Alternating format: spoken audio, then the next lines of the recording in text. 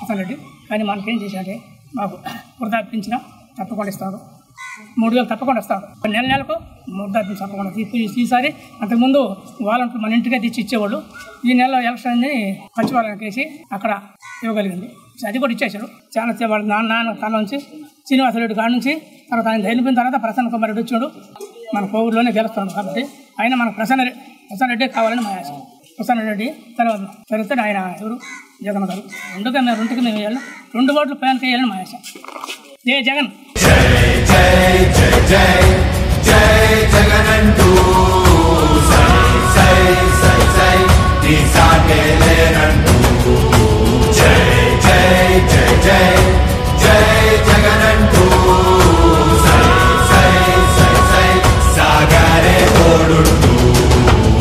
ప్రసన్నను మంచి మెజారిటీతో, గొప్ప మెజారిటీతో గెలిపించవలసిందిగా సవినయంగా మీ అందరినీ కూడా ప్రార్థిస్తా ఉన్నాను.